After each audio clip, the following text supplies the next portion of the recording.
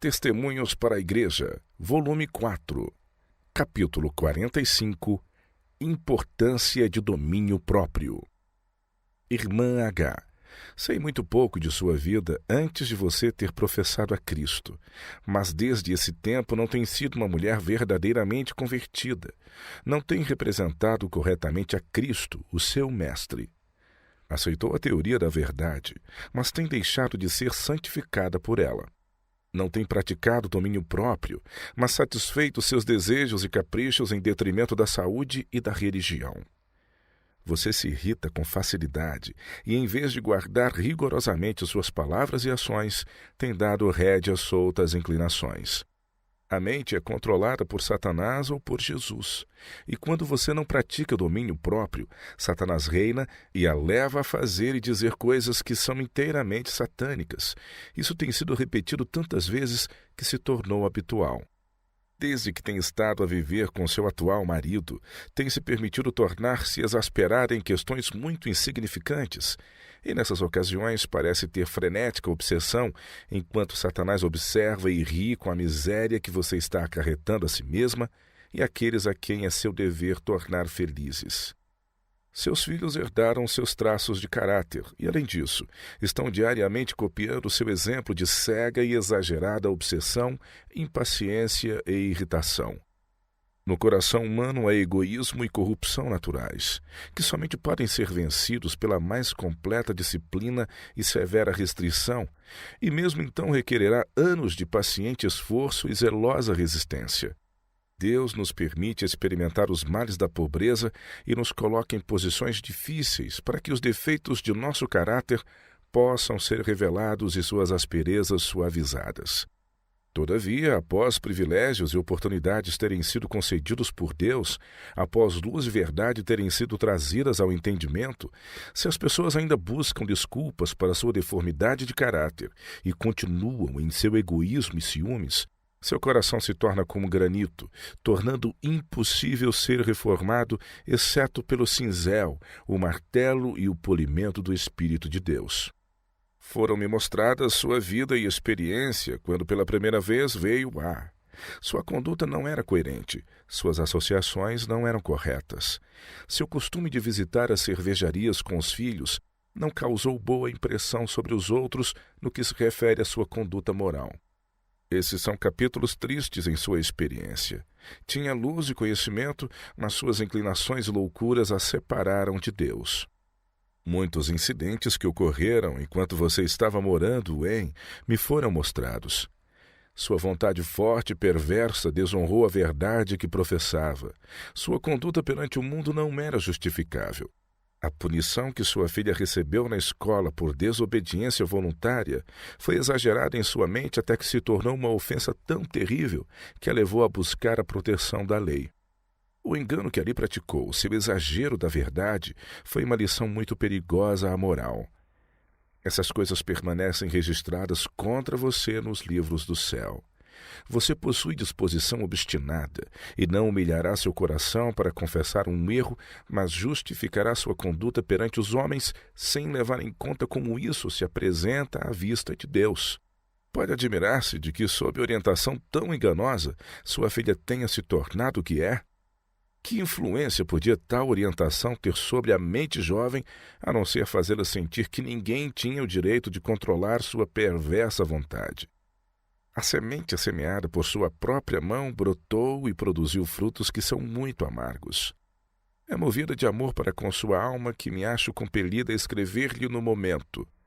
Sinto-me opressa sob o peso da responsabilidade que tomo agora sobre mim de escrever-lhe estas coisas. Está pela sua conduta fechando as portas do céu diante de você mesma e de seus filhos, pois nem você nem eles ali entrarão com o caráter defeituoso que têm atualmente. Você está, minha irmã, jogando uma partida triste na vida, sem perspectivas de ganhá-la. Santos anjos a contemplam com tristeza, ao passo que anjos maus olham triunfantes ao verem como você está perdendo rapidamente as graças que adornam o caráter cristão, enquanto em lugar delas vai Satanás gravando seus próprios traços maus. Você tem se entregado à leitura de romances e novelas a ponto de viver em um mundo imaginário. A influência dessa leitura é prejudicial tanto à mente como ao corpo. Enfraquece o intelecto e ocasiona terrível sobrecarga às forças físicas. Ocasiões há em que sua mente possui sanidade precária devido à imaginação ter sido superagitada e levada a um estado doentio pela leitura de ficção. A mente deve ser disciplinada por tal forma que todas as suas faculdades sejam harmonicamente desenvolvidas. Determinado exercício poderá revigorar algumas dessas faculdades, deixando ao mesmo tempo outras sem desenvolvimento, de modo que sua utilidade ficará prejudicada. A memória sofre grande detrimento com as leituras mal escolhidas, as quais tendem a desequilibrar as faculdades de raciocínio, criam um estado de nervosismo, fadiga mental e prostração de todo o organismo. Caso a imaginação seja constantemente superalimentada e estimulada com literatura de ficção, torna-se em breve um tirano, controlando todas as outras faculdades da mente, fazendo com que o gosto se torne caprichoso e pervertendo as tendências. Você é uma dispéptica mental. Sua mente tem se abarrotado de conhecimentos de toda espécie, política, história, teologia, anedotas, dos quais apenas uma parte pode ser retida pela maltratada memória. Muito menos conhecimentos em uma mente bem disciplinada seria de proveito incomparavelmente maior. Você tem negligenciado exercitar a mente e a ação enérgica, assim a vontade e a inclinação a têm dominado e se assenhoreado de você em vez de serem servas, e o resultado é perda de energia física e mental. Por anos, sua mente tem sido como uma fonte rumorejante, quase cheia de seixos e ervas daninhas, por onde a água corre em desperdício. Fossem suas faculdades regidas por desígnios elevados, e não seria a inválida que agora é. Imagina que deve ser satisfeita em seu caprichoso apetite e na leitura excessiva. Via a lâmpada ardendo à meia-noite em seu quarto, enquanto tinha os olhos pregados em alguma história fascinante, estimulando dessa maneira o já superexcitado cérebro. Essa atitude lhe tem diminuído a resistência física e a enfraquecido mental e moralmente. A irregularidade tem criado desordem no lar e, caso assim continue, levará sua mente a emergir na imbecilidade. O período de graça que lhe é dado por Deus tem sido mal empregado, desperdiçado o tempo que Ele lhe tem concedido. Deus nos concede talentos a fim de serem usados sabiamente e não para serem mal empregados. A educação não é senão um preparo das faculdades físicas, intelectuais e morais para o melhor desempenho de todos os deveres da vida. A leitura imprópria proporciona uma educação falsa. O poder de resistência e a força e a atividade do cérebro poderão ser diminuídos ou aumentados conforme são utilizados. Você tem uma obra a fazer para abandonar sua leitura leviana. Afaste-a de sua casa. Não tenha tentação diante de si para perverter-lhe a imaginação, desequilibrar-lhe o sistema nervoso e arruinar seus filhos. Com muito ler, você está se incapacitando para os deveres de esposa e mãe e, na realidade, desqualificando-se para fazer o bem em qualquer lugar.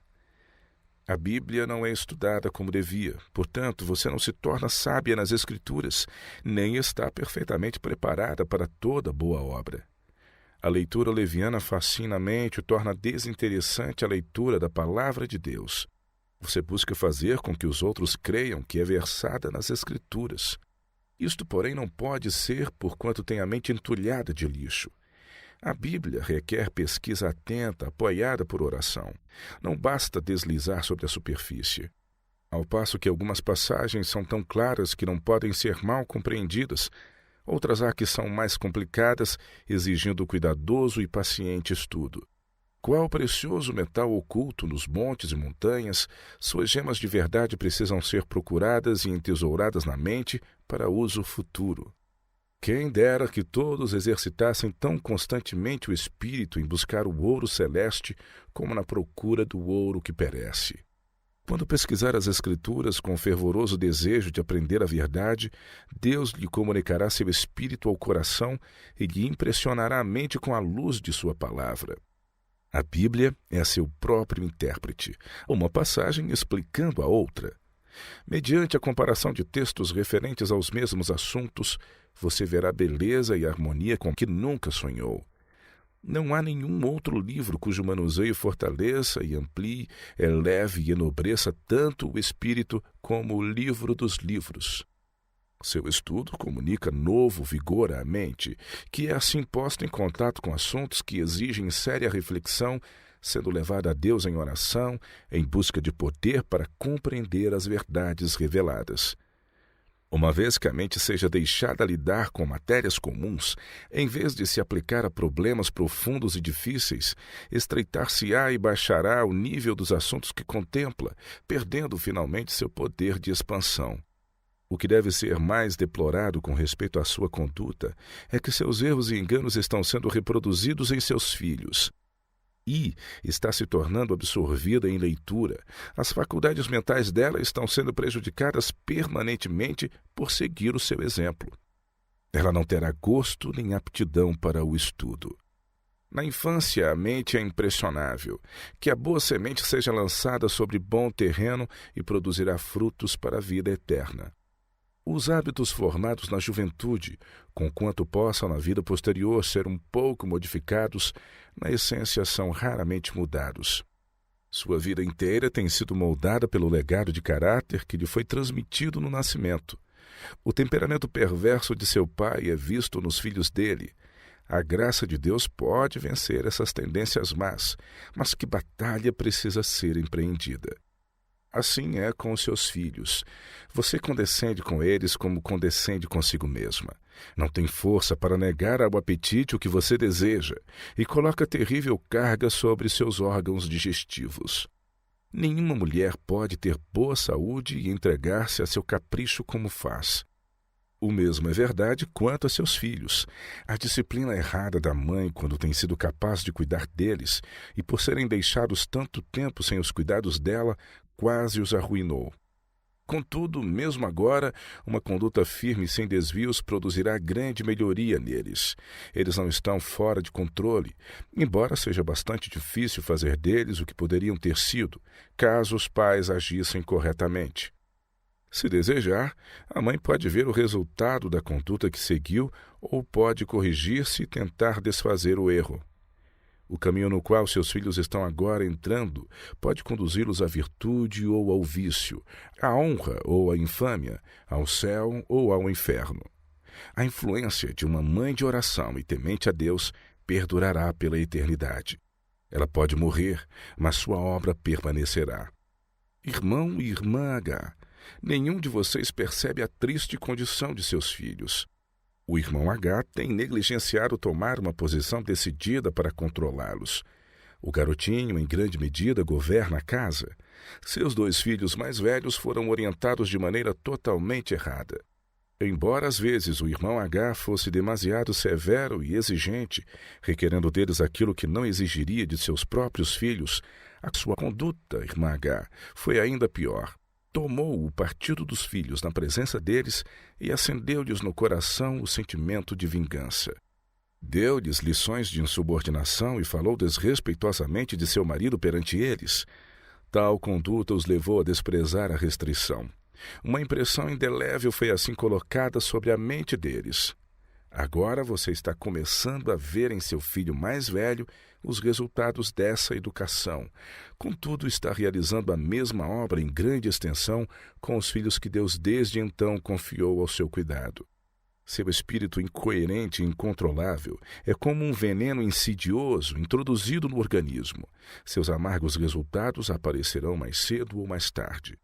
Sua marca está sendo feita, não sobre areia, mas sobre rocha, e nos anos posteriores testificará de sua obra. Minha irmã, você não tem consciência sensível. Deve considerar cuidadosamente que hábitos está formando e orar fervorosamente para que seu caráter pervertido possa ser lavado de sua contaminação no sangue do Cordeiro. A consciência precisa ser iluminada. As paixões restringidas e o amor da verdade acariciado na alma, antes que você possa ver o reino de Deus. Durante toda a sua vida você tem necessitado de princípios firmes e resolutos. Satanás está ainda ao seu encalço. Sua única esperança agora está em total conversão a Deus. Não seja enganada, pois Deus não se deixa escarnecer. Se o seu tempo de graça se encerrasse hoje, eu não teria esperança de que você fosse salva. Sua própria saúde física, mental e moral depende de um apropriado controle de seu temperamento. Sem dúvida, você enfrentará coisas que irão exacerbar seu espírito e testá-la severamente, mas o domínio próprio pode ser seu na força de Jesus. Salomão coloca aquele que se controla como vencedor na batalha. Melhor é o longânimo do que o herói da guerra, e o que domina o seu espírito do que o que toma uma cidade. Por permitir-se ficar indevidamente irritada, você estabeleceu uma condição de coisas em seu organismo que irá, a menos que seja mudado, custar-lhe a vida. Você maltrata seu marido, diz-lhe coisas que nenhuma esposa deveria ser culpada de dizer. Tem procedido mal vez após outra, indo a ponto de ser culpada de deliberadas falsidades para alcançar os seus fins. Determinação de fazer a própria vontade a todo custo é uma característica dominante de sua família. O procedimento do irmão H não tem sido o que deveria. Seus gostos e aversões são muito fortes e ele não tem conservado os próprios sentimentos sob controle da razão. Irmão H, sua saúde está grandemente prejudicada por comer em excesso e em horas impróprias. Isto causa um afluxo de sangue para o cérebro. A mente torna-se confusa e você não tem o devido controle de si mesmo. Dá a impressão de um homem cuja mente esteja desequilibrada. Tem gestos violentos, irrita-se facilmente e vê as coisas sob uma luz exagerada e pervertida. Bastante exercício ao ar livre e um regime abstêmio são essenciais à sua saúde. Você não deve tomar mais de 2 refeições ao dia. Se sente que deve comer à noite, tome um pouco de água fria e de manhã se sentirá muito melhor por não haver comido. Não deve permitir a seus filhos que comam doces, frutas, nozes ou qualquer outro alimento entre as refeições. 2 refeições ao dia será para eles melhor do que 3.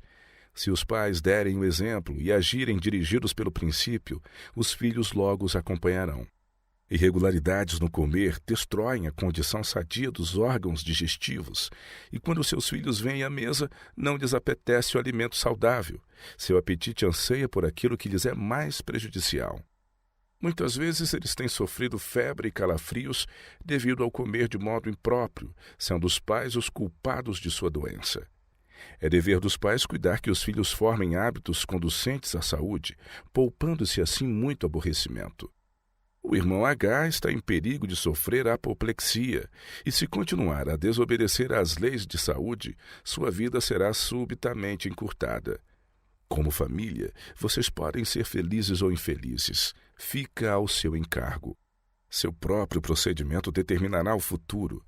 Ambos precisam abrandar as agudas arestas de seu caráter, e só proferir palavras das quais não terão que se envergonhar no dia de Deus. Tornem uma regra em sua vida seguir diretamente no caminho do dever. Em desafio às numerosas tentações que os assaltam, sejam verdadeiros a uma boa consciência e a Deus, e o seu caminho será tornado plano para os seus pés. Podem discordar acerca de coisas pequeninas que não merecem discussão, e o resultado será aborrecimento. A vereda do justo é vereda de paz. É tão clara que o homem humilde, temente a Deus, nela pode andar sem tropeçar e sem fazer trilhos tortuosos. É vereda estreita, mas homens de temperamentos vários podem andar lado a lado, contanto que sigam o capitão de sua salvação. Aqueles que desejam carregar consigo todos os seus maus traços de caráter e hábitos egoístas não podem caminhar nesse caminho, pois ele é muito estreito e apertado. Que esforços o grande pastor faz para chamar as suas ovelhas pelo nome e convidá-las a seguir os seus passos. Ele busca os errantes. Ele acende a luz de sua palavra para mostrar-lhes o seu perigo. Fala-lhes do céu através de advertências, repreensões e convites para retornarem ao caminho certo. Busca ajudar os errantes por sua presença e erguê-los quando caem. Mas muitos têm seguido o caminho do pecado por tanto tempo que não ouvirão a voz de Jesus. Deixam tudo que lhes pode dar descanso e segurança, submetem-se a um falso guia e presunçosamente se apressam em cega autoconfiança, desviando-se para mais e mais longe da luz e da paz, da felicidade e descanso. Imploro-lhe que atente para a luz que Deus tem dado e se corrija. A cruz de Cristo é nossa única esperança. Ela nos revela a grandeza do amor de nosso Pai e o fato de que a majestade do céu se submeteu a insulto, zombaria, humilhação e sofrimento pela alegria de ver almas que estavam prestes a perecer, salvas em seu reino. Se você amar seus filhos, faça com que seu principal estudo seja prepará-los para a vida futura e imortal. Com as infelizes inclinações que agora possuem, eles nunca verão o paraíso de Deus. Trabalhe enquanto é dia, redima o tempo e ganhe a coroa de glória imortal. Salve a si mesmo e a sua família, pois a salvação da alma é preciosa.